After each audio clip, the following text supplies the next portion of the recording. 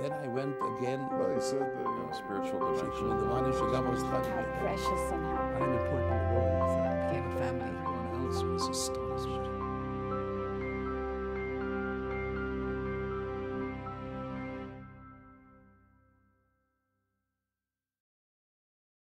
In 1972, Elliot Lasky was a student at State University of New York at Buffalo.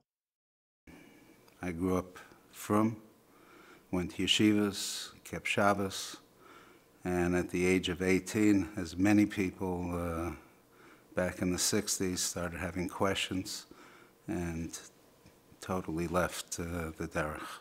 Back in 1972, I was on a concert tour with the Rolling Stones on their American tour. It was a 2-month summer tour. I was 24 years old at the time, and not exactly a spiritual experience, let's say, but several months later after that tour, I had a friend contact me from California that just came to New York through France. He was a Zen Buddhist, not Jewish. I was in the house of a very close friend of mine. His name was Chip Monk, who was the staging and lighting manager for the Rolling Stones. And meanwhile, my friend is laying this whole Zen Buddhist outline to me, and it sounded very interesting. And for some reason, spiritually, I awakened. And I'm asking myself, how can Yiddishkeit be right and the whole world wrong? That was the question that kept on percolating in my mind. And I had a close relationship with Rabbi Garari, who was the shliach in Buffalo. At the time, I was in the University of Buffalo, even though I was taking time off for the music industry. And I called him. And I started sharing some of the questions with him. I was in New York at the time. And he said, there's only one person that could help you, and that's the Lubavitcher Rebbe. He gave me an address, go to 770 Isten Parkway, meet my brother-in-law, I believe his name was Yossi Hendel. You seek him out, and you come exactly at this time. It was a bitter cold winter day in January of 1973. You'll meet my brother-in-law, and the Rebbe will be going. He's coming from the oil to daven mincha, and he'll come out in front of 770, and maybe you'll have an opportunity to talk to him. And I'll try to paint a picture of what I looked like at the time. I'm wearing snakeskin boots and tight jeans, a leather jacket, no gray, not in my beard, not in my very long hair that was shoulder length at the time.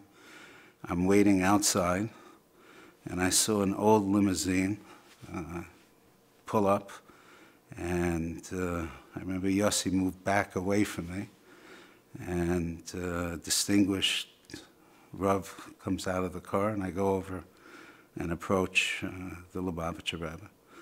And Yiddish is my first language, as I said earlier, and I stopped him right in front of the steps of 770. I went over to him.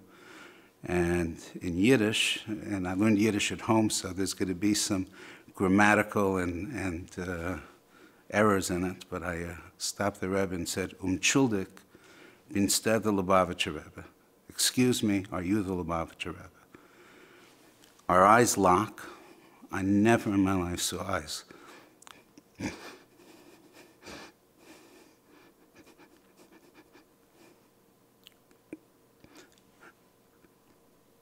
I never saw eyes like the Rebbe's eyes before. And he didn't say, yes, I am the Rebbe. He didn't say no. He said, was ist dein Name und von wann bist du? What is your name and where are you from? I give him my name, tell him where I'm from, where my parents are from. And I said, ich habe eine Frage. I have a question. He says, frag, ask. And I ask him, and our eyes are locked. It's all of a sudden, it's like there's nothing around us, it's just the two of us. It was an incredibly spiritual experience for me. And I asked him, wo ist Gott? Where is God? And the Rebbe answers me, Umetum, every place. I said, ich weiß. I know. Aber avu, but where? And he answers again. In Yiddish we're talking. Umitum in alles, in everything, in every place. In a beam, in a tree, in a stein, in a stone. I'm quoting word for word. And I say to the Rebbe, Ich weiß, aber avu. I know, but where? And he said something that really blew me away, so to speak. He said, in dein Herz, ob das ist wie du fragst, in your heart, if this is how you're asking. I found that it would be difficult to express myself in philosophical terms in Yiddish. I asked him if I can switch to English, and he said, speak in English. And our eyes are still totally locked. I felt like we were transported to another time, to another place, really transcending the physical bounds. And I asked him, isn't it when we say, Shema Yisrael, Hashem Elokeinu, Hashem Echad, whether you are a Jew or a black man or an Indian, there's only one God for all of us. And the Rebbe answered, the essence of the black man is to be what he is as a black man. And the essence of the Indian is to be what he is as an Indian.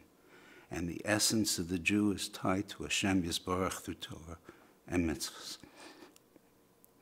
And those, for me, was very, very powerful words. We spoke for approximately 15 minutes on the steps of 770 in a very, very bitter, cold day in January. And he gave me two things to do. One, to learn the Kitzur Shulchan Aruch in English, and the other to start putting on tefillin. The Rebbe went on. I guess I must have kept him for Mincha. And I went back to my friend's place. I didn't change the next day. I didn't change 2-3 weeks later. But about 2-3 months down the line, I started putting on tefillin, which I had not put on for several years. From that day till today, I've never missed. And as they say, mitzvah gereres mitzvah, one mitzvah leads to another mitzvah. Baruch Hashem, today I have 4 beautiful children, all of them in Derech Hashem.